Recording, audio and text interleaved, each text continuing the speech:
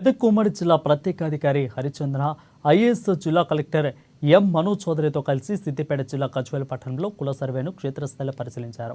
ఈ సందర్భంగా ఆమె మాట్లాడుతూ సమగ్ర ఇంటింటి కుటుంబ సర్వేలో భాగంగా ఈ నెల 6వ తేదీ నుండి జిల్లా వ్యాప్తంగా ఎన్యూమరేటర్లను ఇంటింటికి తిరిగి యజమాని పేరుతో స్టిక్కర్ వేస్తున్నామని అన్నారు.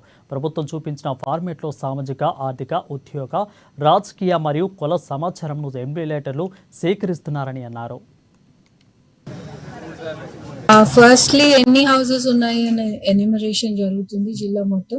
ఈ రోజు ఆల్మోస్ట్ 69% దాకా నిన్నటి వరకు కంప్లీట్ అయింది జిల్లాలో. ఈ రోజు ఈవినింగ్ కల్లా మొత్తం కంప్లీట్ అవుతుంది హౌస్ హోల్డ్ అసెస్మెంట్ అని కలెక్టర్ గారు చెప్పడం జరిగింది. అండ్ ఇప్పటి వరకు అయితే ఏమి ప్రాబ్లమ్స్ లేవు. ప్రజలకి కూడా తెలియజేసేది ఏంటంటే ఇది కాంప్రహెన్సివ్ వాళ్ళ ఫ్యామిలీ డీటెయిల్స్ డేటా ఎందుకు తీసుకుంటున్నారు అంటే వాళ్ళ స్టేటస్ తెలిస్తే ఎకనామిక్ స్టేటస్, గవర్నమెంట్ బెనిఫిట్స్ వాళ్ళకి బెస్ట్ ఎలా అందొచ్చు, అన్ని ప్రాజెక్ట్స్ నుంచి వారికి బెనిఫిట్స్ అందేలాగా చేయడానికి చేయబడుతుంది.